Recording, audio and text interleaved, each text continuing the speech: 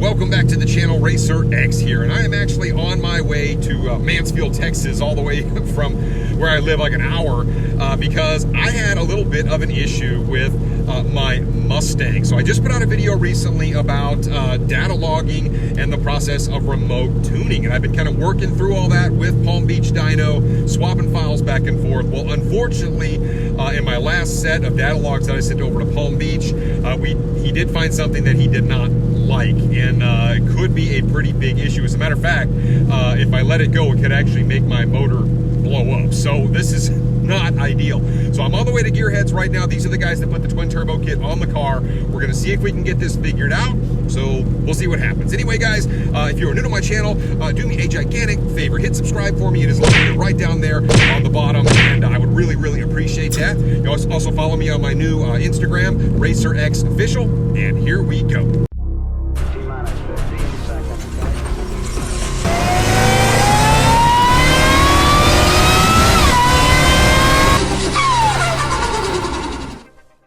Well, I have arrived at Gearheads, finally, driving a long way in the rain, but I am officially here. Just a crappy day outside. But anyway, I'm going to go ahead and get the car pulled back into the shop, and I'm going to let you know what is going on. So here is the situation. As you can see behind me, there is my car. My man Luis is back here actually working on the car as we speak. So as I was trading the data logs back and forth with Palm Beach Dyno on the last set that I sort of sent over, he was noticing there was a drop in fuel pressure, and that can be very dangerous, because what happens then is your engine can go lean, and then of course that's when it blows up. So we definitely don't want that to happen, and there's really only a couple things that it could be, right? I mean, with a build like this is what I want to stress. You're gonna have your growing pains, guys. You're gonna have a few things. You may have a few leaks. I mean, we changed out all the fuel system, the way the oil's routed in the car. Lots of stuff had to change to make this thing what it is. And so when we're working through the tuning process and we're working through all of this, for the first couple of weeks, you have to fully expect to kind of run through just a few little issues here and there. It is just part of the deal. So right now what's happening is we feel like it's really one of two things. We're dropping fuel pressure because either the Hobbs switch, which has, there's a little bit of pressure that has to come to the switch to actually turn on the other pumps.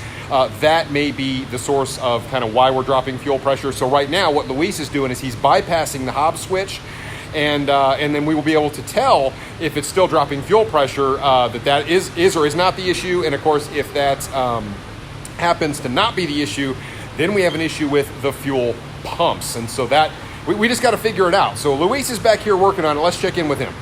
Well, what's up, brother? Hey, what's going on? How you doing, man? Just digging in there. So what are you working on right now? So essentially, getting the feedback from your tuner. Okay.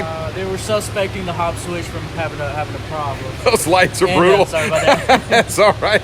So the tuner thinks it's the hot. What do you think? What do you think it is? I think it is a common issue to suspect that first. Okay. But it's a much easier way to test it and eliminate that from being a problem, because there could be other variables. So this is an easy step one, right? Yeah, I mean, yeah, so it's an easy one. Hey, let's just do this, check it, retest it, and see what your results are. Yeah. If there's a change, or if anything's the same, then we can go ahead and decide what we do next. I got you. Spend a little more time. So is this a hard thing to do, or is this? No, not necessarily. So what you have is your FC, your 4 controller. Okay. For your fuel pumps, and you see all those black and red wires. Yep. So that's your main ground and powers for all your pumps. Essentially, it receives a remote wire from a single circuit. Okay. Then, which is basically like your stock pump. It's going to prime for you. It's going to get ready to start. And essentially, the only different thing is that the Hobbs switch is actually activating it whenever it sees pressure. Okay. And so what we have is an extra circuit, which is going to be a remote wire or a source wire. And whenever that Hobbs switch sees pressure or boost, right, that's when it completes the circuit and allows the second and third pump to get back on and give you that extra pressure. I got you. It's definitely for somebody like me that drives it all the time. I'm going to want that switch. Yeah, absolutely. So hopefully that's what it is. It's a simple fix, right? But we just got to run through the process. Right. We'll do an easy test and we'll get ready. Awesome. Thank you, brother. All right, guys, just like that, Luis has already done his magic to the car. We're actually just kind of looking over some things, making sure all the fittings are still tight. And, you know, that's just part of the process, as I was mentioning. So he actually got that done in like 3 minutes. He did it really fast. But I wish I'd have known how to do that. He had to create a little wire kind of to bypass the circuit. And, you know, it's just sort of tricks of the trade. But like I said, this is part of the deal. So now what I'm going to do, I will go get some more pulls in, send those logs over to Palm Beach Dyno so that they can look at it once again. If they tell me everything is healthy, as I mentioned, I will get on the phone with 4 Innovations and have them send me a new hop switch. We'll get that wired in, and then everything should be business as usual. But for now, as long as everything's healthy, we can go ahead and finish our pulls and hopefully get this thing on the dyno. This is just what we got to do. So anyway, guys, let me know what you think in the comments down below, and I'll catch you next time. So until then, RacerX.